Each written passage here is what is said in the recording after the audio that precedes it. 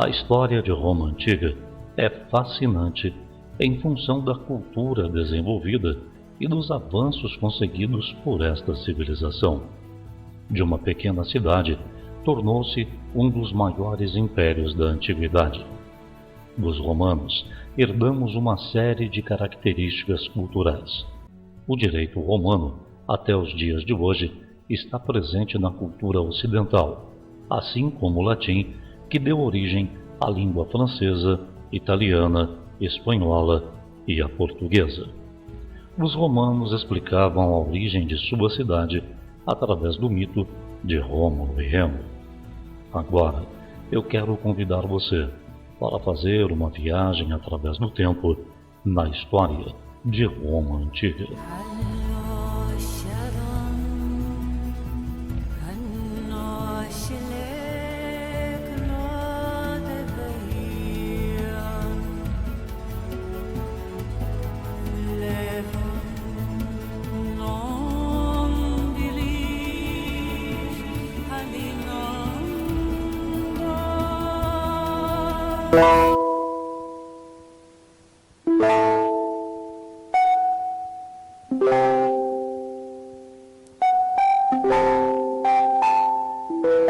Por volta de 800 a.C., duas crianças gêmeas foram colocadas em uma cesta e atiradas no rio Tibre, para que não viessem a ser os futuros herdeiros do trono de um dos povos que viviam na Península Itálica.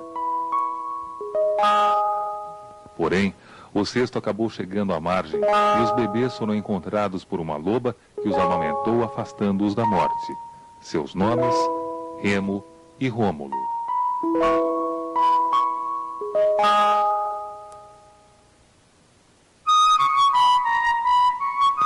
Em 753 a.C., fundam uma vila, onde Rômulo seria seu primeiro rei após assassinar Remo. Rômulo estaria, assim, fundando um dos mais importantes centros do mundo antigo, a cidade de Roma. Apesar do fascínio da lenda de Remo e Rômulo, a história nos dá outra versão para o nascimento de um dos mais importantes impérios conhecidos, o Império Romano. Aproximadamente no ano 1000 a.C., diversas tribos fixaram-se na Península Itálica. Dentre elas, os latinos, que se localizaram próximo ao rio Tibre, na planície do Lácio, região dominada pelos etruscos. Começava aí a história da civilização romana.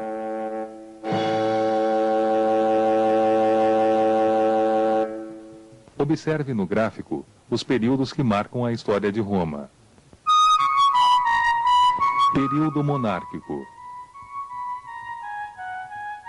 Período republicano. Império.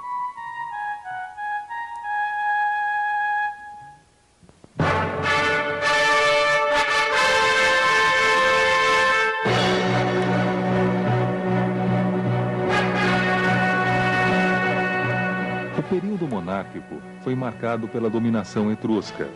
Os reis etruscos fizeram muitas obras para transformar Roma em uma verdadeira cidade com sistemas de esgoto, templos e outras obras públicas. A sociedade estava dividida em patrícios, que eram os grandes proprietários de terra descendentes dos fundadores da cidade, clientes, plebeus que recebiam proteção das famílias patrícias, plebeus, pequenos agricultores, comerciantes, artesãos e estrangeiros que representavam a maioria, e os escravos. Somente em 509 a.C., os romanos vencem os etruscos e elegem 2 cônsules para governar. Entramos assim no período republicano.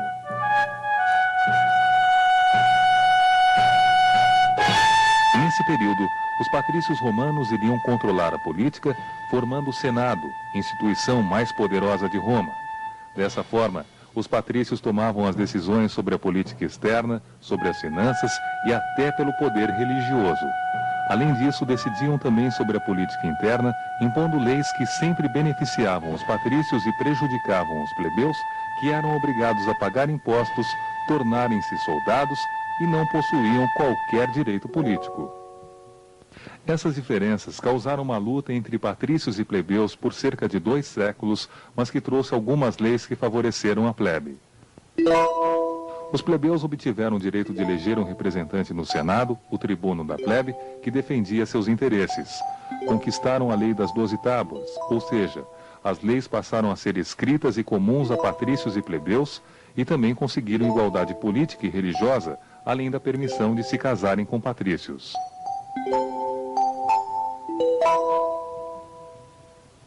Mesmo diante desses conflitos, os romanos continuaram a expandir seu território, conquistando toda a Península Itálica.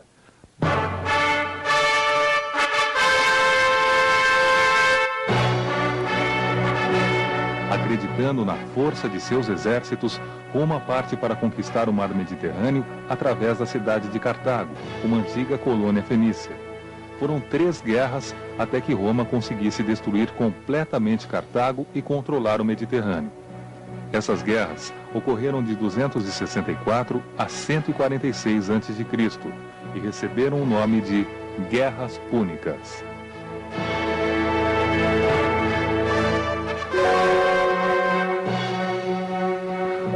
Mas os exércitos de Roma continuaram marchando sobre a Europa. Tomaram a Gália, a atual França, a Anatólia, a Macedônia e a Síria. O Império Romano tornou-se vasto, porém trazendo alguns problemas internos. Dificuldade em administrar seu vasto império, o desemprego em massa devido ao uso de mão de obra escrava, a decadência da classe baixa e as lutas pelo poder.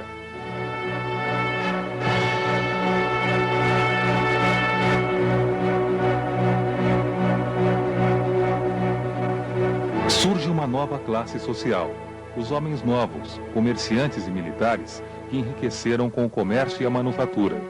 Os homens novos iriam formar o Partido Popular juntamente com os desempregados, buscando uma maior participação política e a reforma agrária.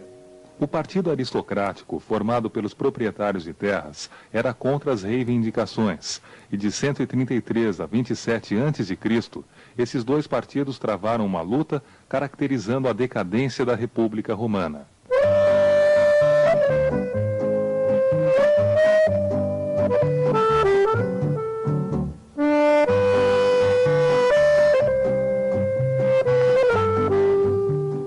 Hoje, Roma é a capital da Itália, e podemos dizer que em suas ruas encontram-se muitas obras de arte deixadas pelos romanos. A arquitetura romana que ainda resta demonstra a pompa e a beleza características dessa civilização que, unidas às obras de arte da Renascença, fazem de Roma a capital mundial das artes, seja ao ar livre ou dentro dos seus inúmeros museus.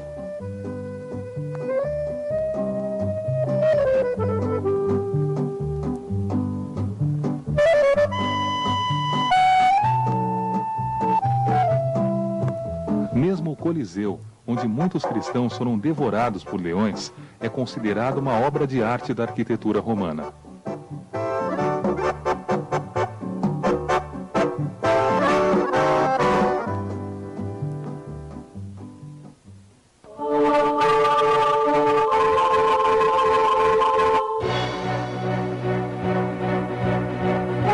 Em 70 a.C., um escravo tornou-se o maior gladiador de Roma, ganhando prestígio entre todos os gladiadores. Espartacus era seu nome, e ele iria liderar a mais importante rebelião de escravos da antiguidade. Essa rebelião só seria sufocada quando Crasso e Pompeu juntaram seus exércitos. Esses 2 generais seriam eleitos cônsules romanos como recompensa pela vitória. Crasso e Pompeu iriam unir-se a Júlio César para derrubar o Senado e formar o primeiro triunvirato, dividindo assim a administração do Império.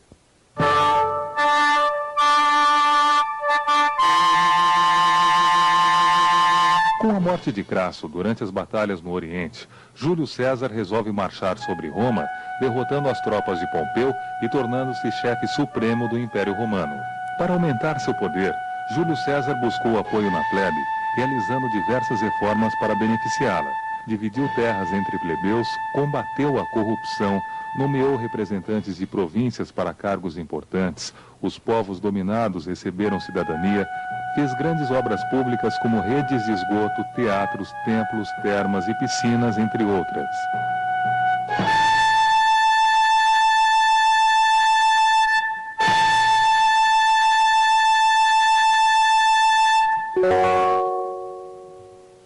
Mas o que marcou seu governo foi a diminuição da autoridade do Senado, pois Júlio César ditava as regras a fim de agradar a plebe.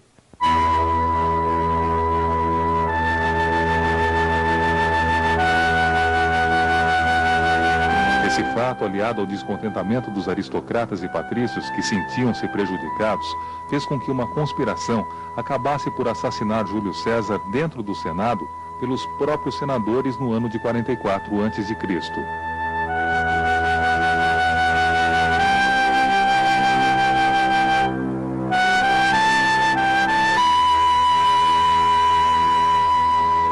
Com a morte de César, Lépido, Otávio e Marco Antônio vão formar o segundo triunvirato para combater o Senado e executar cerca de 200 senadores que tomaram parte na conspiração. Assim, a administração romana ficou dividida da seguinte forma: Otávio recebeu Roma e o Ocidente, Lépido ficou com a África e Marco Antônio com o Oriente, onde conspirou com a rainha Cleópatra do Egito para tornar-se imperador de Roma. Porém, após serem derrotados, ambos se suicidaram. Em 27 a.C., com a morte de Lépido, Otávio recebe o título de Augusto, o imperador. Augusto significa majestoso, divino. Entramos assim no período do Império.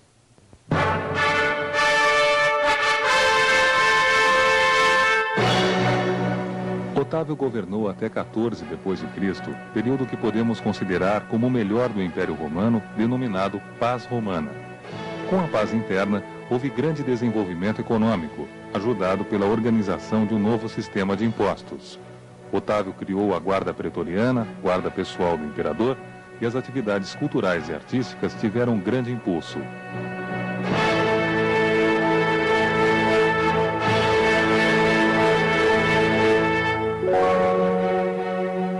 Após a morte de Otávio, Roma constituía um vasto império compreendido pela Europa, Ásia e África, e sucederam-no 4 dinastias de imperadores. De 14 a 68 d.C., a dinastia Júlio-Claudiana, muito ligada aos patrícios romanos. Nessa dinastia, os imperadores foram Tibério, quando ocorreu a crucificação de Jesus Cristo na Palestina, Calígula, que em mais de um dos seus atos de loucura nomeou seu cavalo Incitatus como cônsul, Cláudio e Nero, acusados de incendiar o centro comercial de Roma no ano de 64, acabando por ser assassinado.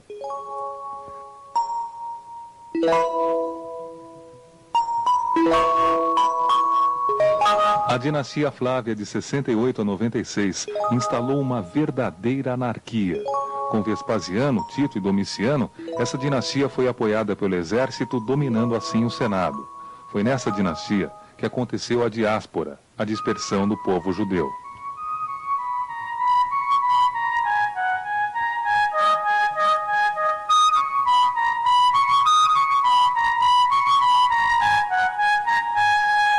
Após a dinastia Flávia, a ordem foi restabelecida por Nerva, da dinastia Antonina, em 96, marcada por um período de apogeu com os imperadores Adriano, Antônio Pio e Marco Aurélio, excelentes administradores. E somente com a entrada do imperador Cômodo, essa dinastia teve seu declínio no ano de 193.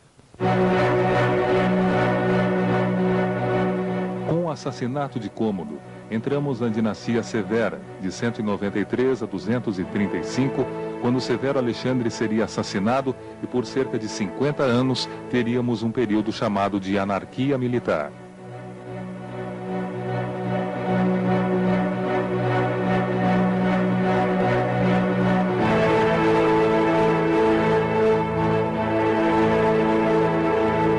Em 284, Diocleciano torna-se imperador, empreendendo uma verdadeira reforma econômica.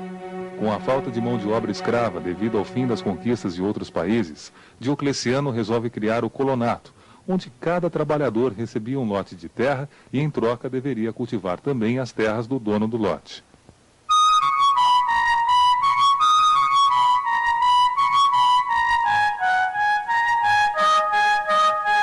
Com a entrada de Diocleciano, criou-se um governo de 4 generais: Diocleciano, Maximiniano, Constâncio e Galério, a chamada Tetrarquia, que durou até 306, quando o general Constantino tomou o poder.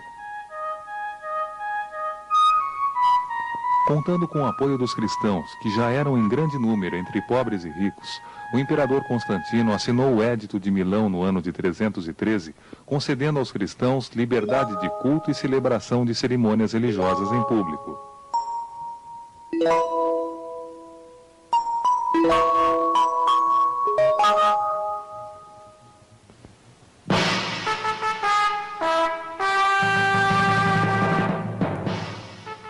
Onde hoje temos a cidade de Istambul, na Turquia, o imperador Constantino fundou Constantinopla, ao reconstruir a cidade de Bizâncio.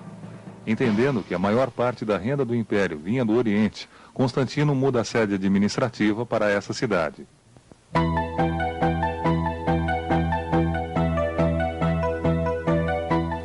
No século V, o imperador Teodósio divide o Império Romano em 2 partes: Império do Oriente, com a capital em Constantinopla, e Império do Ocidente, com a capital em Roma.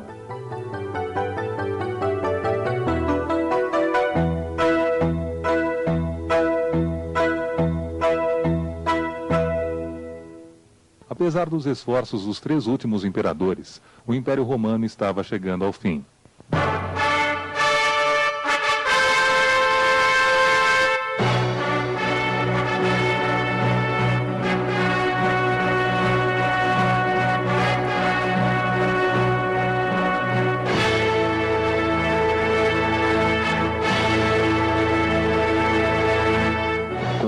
Dos visigodos em 410 e dos vândalos em 455, o Império Ocidental começou a cair.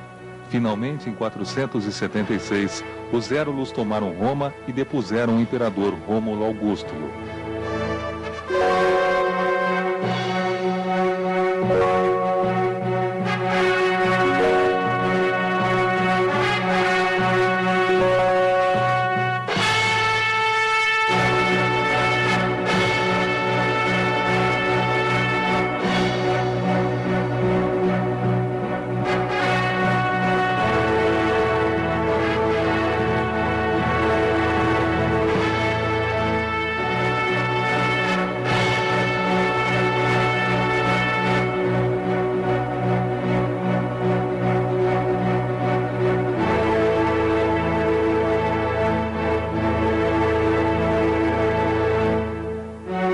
O Império do Oriente ainda iria sobreviver até meados do século XV.